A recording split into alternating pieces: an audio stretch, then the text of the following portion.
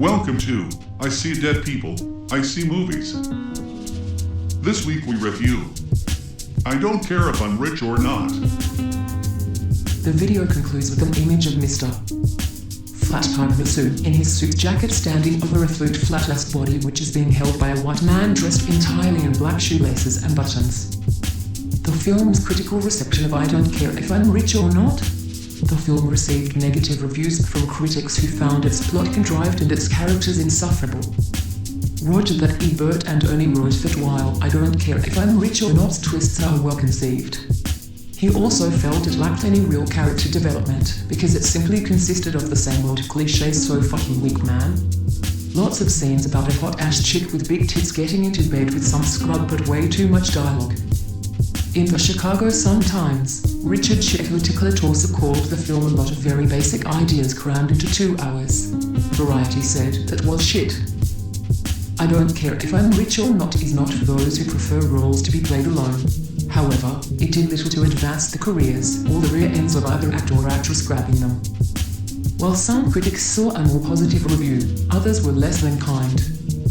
The New York Times concluded that I Don't Care If I'm Rich or Not has nothing new to offer us except a few amusingly unfunny scenes and a couple shots of tits. Other than that, one scene between Joe Species and Tommy DeVitello over the river was good. On the other hand, it was panned by many critics such as Pickup Sticks in Los Angeles, where Charles Chain Bowles wrote, the film had no discernible point beyond a few fine moments of flimsy dialogue written against a backdrop of vaguely unpleasant scenery overcooked with a cast that should have used plaster to last, cause they couldn't hold a piece of griddle guts to it. While Tim Younggeezer of Hollywood Weekly called it a rather tedious bore fest with a couple boobs and some good lines from the movie theater to get in. Here is my in-depth review. Nancy Floorpants of People Mall magazine and Teen Steam Dreamboat Queen clean and on a scene. It wasn't all of what he hyped up to be. The film is actually a very good movie, with an interesting plot and lots of fun characters. The story takes place in thirsty Portland, Oregon, where a group of college students are about to embark on a camping trip when they discover a mysterious object that turns out to be a time machine.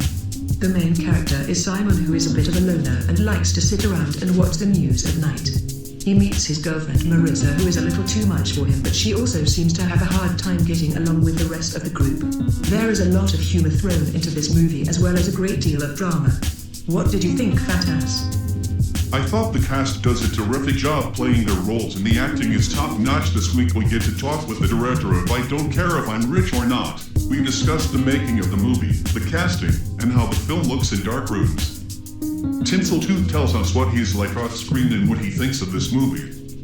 Also, we learn about how he got into the business and how he got his start. You'll want to read this, but there isn't any special effects in the book version. I reread it to at least feel the rush, but instead just a shitty movie with what's her face from that body flick. I didn't like showbiz, but that's showbiz and the biz is hard. Lot of work putting in hours remembering lines. Just trying to put food on the table. Not to eat it, but to look at it for decoration. The orchestra starts playing to get them to wrap up. Okay, but what's with the music? Is it a funeral? Haha, sorry. No jokes, please. Thinking. You know how it is when you're all alone at home and everything seems so quiet without people around. Thinking that maybe there are more than just me and the dog and the cat sitting on the sofa watching TV or something. The orchestra starts playing to get them to wrap up. I've been working pretty much non-stop this week. I'm supposed to be helping my cousin out next week because he has some sort of project going on over there. He was supposed to have another job interview today but never showed up. And I got stuck doing the same thing yesterday, and then today. Not really sure if I can help him anyway. I might as well try. I mean, I don't think I could do any better here anyway. I wish I had someone else who would take care of me while I'm gone. But I guess I'll find somebody eventually.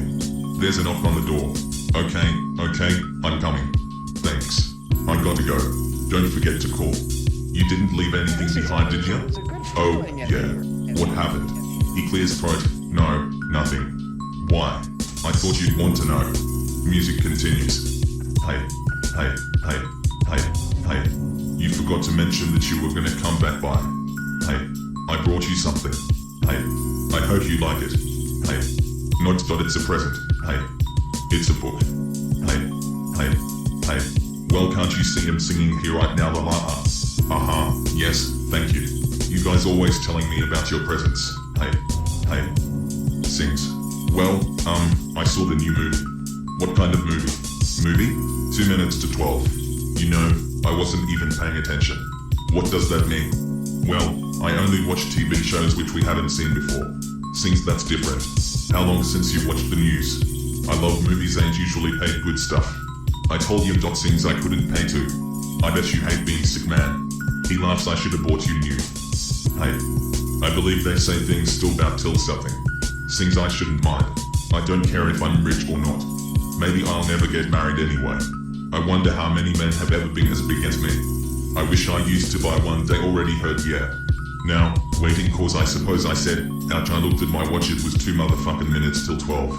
I showed her and we all shitted on our pants. And screamed until the clock struck out. We live another day. The video concludes with an image of Mr. Big in his suit jacket standing over a body which is being held by a white man dressed entirely in black. I told you. It was panned by many critics such as Pickup Sticks in Los Angeles.